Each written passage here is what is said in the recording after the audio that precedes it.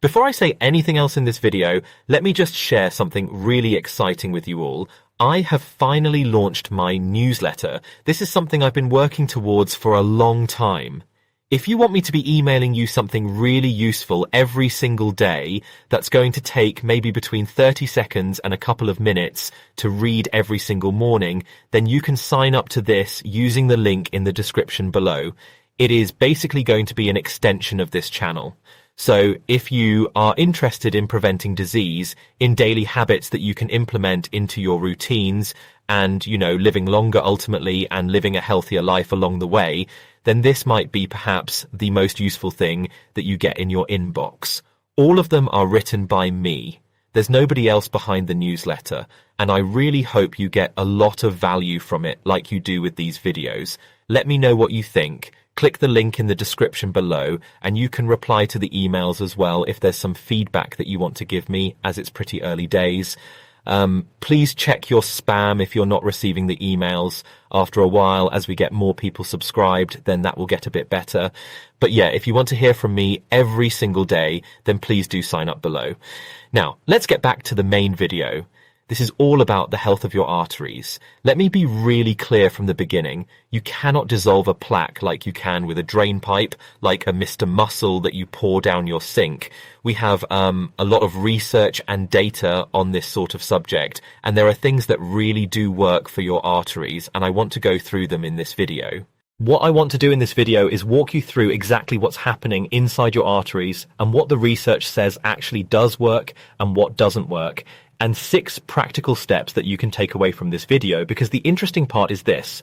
In real human trials with real scans, we have watched plaques in the arteries stop growing and become more stable, and in some cases even shrink back a little bit. That is really well documented and repeated multiple times in different trials.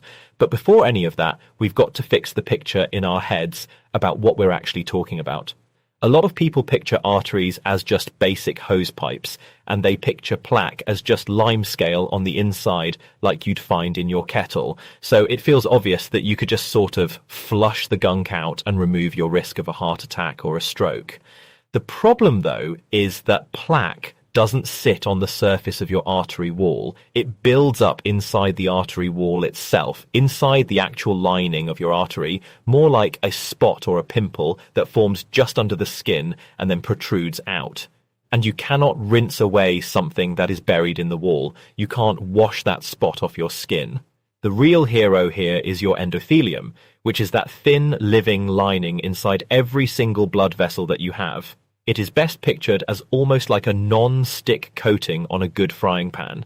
When it's smooth, blood can glide over that non-stick coating really well and nothing catches. But when you wear that lining down with things like high blood pressure over many years and high blood sugar and smoking as well and high cholesterol, then cholesterol can slip into the walls of that artery, and then your immune system piles in to clean it up and it gets overwhelmed. And that inflamed mess is what we call a plaque. Now, if you scale that across the 60,000 miles of blood vessels that we all have in each one of us over decades, then it's a bit like a car. I always bring back this analogy of a car, where every hose and pipe in that car, because in a car under the bonnet, you've got loads and loads of different pipes and cables running everywhere. If all of those are just very slightly worn down a bit, that car will still obviously run. It just won't run for as long. And in the body, that slow wear and tear shows up as disease like angina and heart attacks and many strokes. And eventually that body will fail sooner than was intended. So if the plaque is built into the wall of the artery, what can you actually do about it? Well, there are 3 goals here. The first one is that you can stop it getting any worse. So you can hold the progression, which on its own is a massive success. The second thing, and this is the one that probably saves the most lives, is that you can stabilize a plaque. A dangerous plaque is a bit like a nasty pimple or a boil with this skin really thin on top that is ready to burst and trigger the clot that causes a heart attack. While a stable plaque has a very thick and tough cap over it, more like a healed scar or a cyst that sits right beneath the surface that is never going to pop if you squeeze it, if that makes sense. And part of how it toughens up is by hardening with calcium. And the third one is the one that we were actually told for years was impossible. You can actually reduce the size of that plaque a little bit, genuine regression. You can't go back to normal. You can't undo it completely, but backwards is absolutely on the table. Now, having mentioned calcium, I know that some of you are going to be perhaps a bit confused or typing in the comments already. We're told that artery calcium is bad. That is the whole point of a coronary artery calcium score. So how can it be a good thing? And it's a really good question, and it actually clears up one of the most confusing bits in heart health. Two different things here are being muddled together. A calcium score measures how much plaque you've got built up in total. So a high score genuinely is a red flag that is worth acting on, because it means the more calcium you've got, the more disease you've got, the more plaque you've got. But the calcium inside a plaque is this dense, solid calcium that your body is using to cap that plaque off and make it stable. That is why when people are on a statin, your plaque often gets smaller and safer, while your calcium score can actually go up a bit as that soft plaque converts to hard, stable plaque. So a good doctor won't just chase the number. They will use a high score at the beginning and use that as a signal to take your risk seriously, and then introduce some nice lifestyle habits and possibly some medication to reduce your risk. But how do we know that regression is real and achievable and not just wishful thinking? Well, there are two very interesting trials that give the same answer. The first one asked a very simple question. Can lifestyle alone reverse heart disease? This is the Ornish Lifestyle Heart Trial, and I'll put a link in the description below for you. This was what we call a randomized control trial, the strong kind of evidence. They took patients who already had coronary heart disease, and it split them into two groups. One group went on to an intensive lifestyle program, a very low-fat, whole-food vegetarian diet and regular exercise, and giving up smoking and group support for things like stress and well-being. The other group just got their usual standard care, and then they imaged everybody's arteries before and after. And the results, as you might expect, were really striking. In the lifestyle group, the narrowing actually went backwards, while in the usual care group, it just kept getting worse. Around 80% of the lifestyle group showed some form of regression. And over 50 years, that group kept improving, while the usual care group had more than twice as many cardiac events. This is a really significant study. So that's lifestyle. Now we've got the same thing from the opposite end with medication in a study where they could literally watch the plaques shrink down on a scan. This is called the Asteroid study. And again, please read it in the description below if you're interested. This study put patients on a high dose of a powerful statin for a couple of years, and instead of just checking their blood tests, they threaded a tiny ultrasound probe into the coronary arteries to measure the plaque directly before and after. And it didn't just stop growing, it literally shrank, with the total plaque volume going down by around 7%, and roughly 2/13 of patients showing real regression. Now, 7% to some of you might not sound like a lot, but the important thing here is that for decades, the best we thought we could do was just slow the disease down. Actually reversing it, like watching plaque go backwards on a scan, was considered impossible. So this really was a landmark. We're not just slowing the progression down, we are reversing the direction and going back 7%. That is enormous. And it works because they drove the bad cholesterol down to some of the lowest levels ever recorded. So, a plate of vegetables and a powerful statin, what do they have in common? It sounds like the start of a bit of a bad joke, doesn't it? Well, they have in common far more than you'd think. These two things are not competing. They are doing the same job by very different routes, both driving down the root causes of heart disease, of coronary artery disease, mainly bad cholesterol and inflammation. And they do that hard enough and long enough that the plaque stabilize and reverse. Now, the mechanism underneath, which is to lower the damage and to calm the arterial wall and to let it heal, is identical, on statins specifically. I've made a couple of videos recently about how they work and who should take them and the risks, so please do check those videos out if you're interested.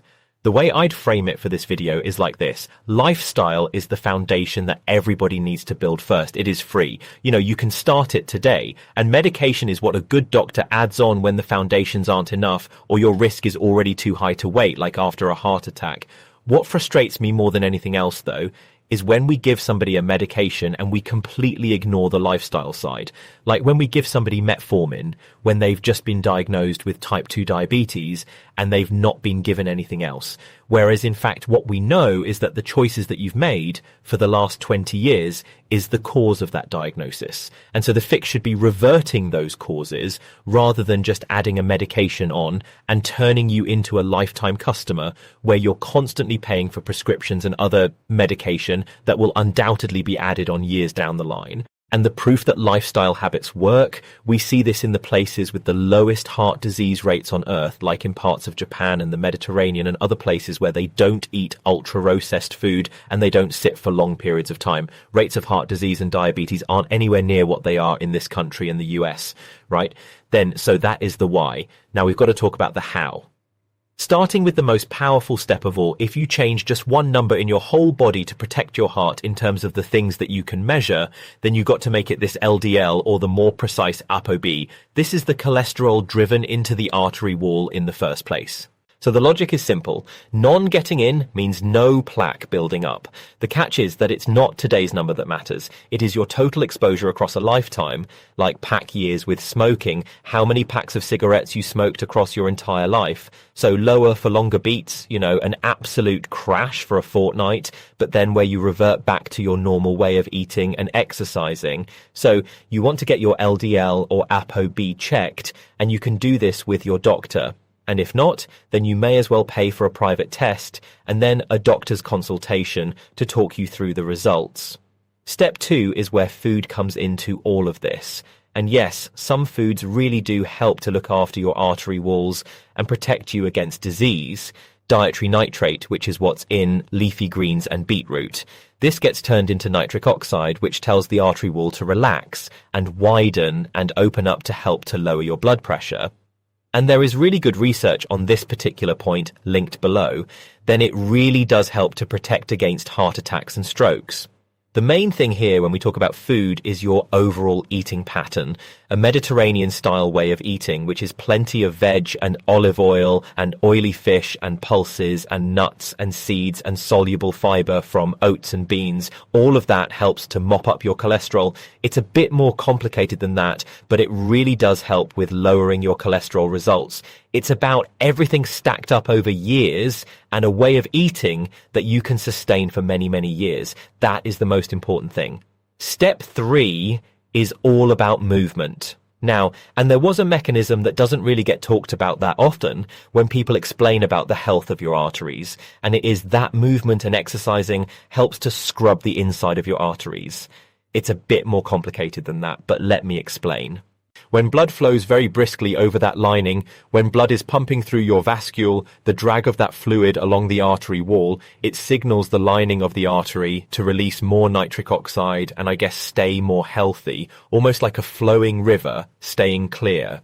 While a stagnant pond or a river that isn't flowing that well tends to be a bit murky and a bit soily. Something that's moving really well tends to be a bit cleaner. And for this, we don't mean you've got to become an athlete or do triathlons, just gentle exercise, but consistently. That's the most important thing. Consistency is where the power lives. So like a brisk walk most days is your base, and moving after your meals is also really important as well.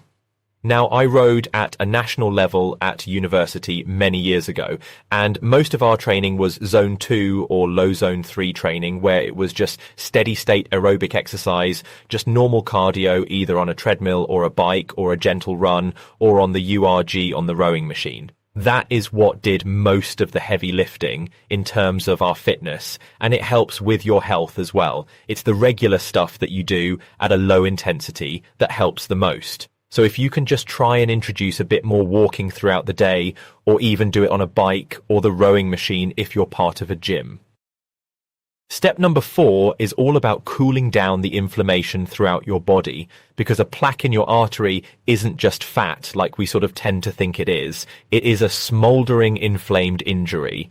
And anything that's keeping you in this low-grade inflammatory state is quite literally just pouring petrol on that injury. Not smoking is one of the best things that you can do. Poor sleep is another sneaky one that drives inflammation that not many people know about. So an early protected bedtime where you go to bed at the same time every night and try and get up at the same time every morning is more protective than you'd think. And that same diet that we just talked about, so very vegetable heavy with oily fish and extra virgin olive oil, that diet is also calming your inflammation at the same time. Now, step number 5 is one that you really don't want to skip over, because the moment that I say stress, and I know this because of the analytics on the back end of this YouTube channel, when I talk about stress or things like that, a lot of you tend to click away, but stay with me. This is really important if you care about your heart. So group stress support was a built-in part of that Ornis trial that I talked about a minute ago that showed regression in that disease process. Chronic stress, we know, pushes up your blood pressure and your inflammatory levels, and both of them batter the lining of your arteries directly. So managing stress is genuine medication for your arteries. It's not just a nice add-on. It is essential if you are concerned about your heart and you are in a job that is incredibly stressful, or you've got other worries that are within your control. Obviously, quite often, things that we get stressed about are outside of our control. But if there are things that you can change or manage somehow, then it really will be worth it for your long-term health. And then finally, the 6th step is less about what to do and more about what to stop wasting your money on. If you see supplements popping up on your Instagram feed or your YouTube feed or in the adverts of this video, and you are about to buy something that says it can cleanse your arteries or reduce plaque or, scrub out your arteries or anything like that, which is a supplement, I can guarantee that the evidence behind it either doesn't exist or is pretty poor. When I come across something that I think will really work, I will promote it in this video. I will tell you about it, but I don't think that day will ever come. So save your money, and why don't you buy a gym membership instead, or a pair of new running shoes or something that gets you out and moving that we know really does work. So there we have it. Those are your 6 steps. So let's go back to the promise at the top of this video. Can you dissolve plaques and blast your arteries clean? No, we need to let that fantasy go, but you can stop the disease and make it far less likely to burst and kill you and regress that disease process a little bit. That is what the trials show. But here is the thread through all of that though. No single food or no single workout or no single number alone does all of the work. The beetroot doesn't do it on its own. The leafy greens doesn't do it on its own. The walk after your meals doesn't do it on its own. It is all of it. Everything I talk about across this channel, all of it stacked together and repeated over years. That honestly is really what reshapes what's happening in your artery walls. The power is in the combination and the consistency. The unglamorous stuff that you just keep doing over years that gets a bit monotonous and a bit boring, but that you can sustain for years because it's easy enough. So start with foundations and go and get your numbers checked with your doctor. And while you're at it, now we've reached the end of the video, why don't you join my daily newsletter where you can hear from me every single day with a daily tip or habit or bit of research that I've come across that I think you'll find really useful. Have a great day. Thank you for watching this video, and I'll see you next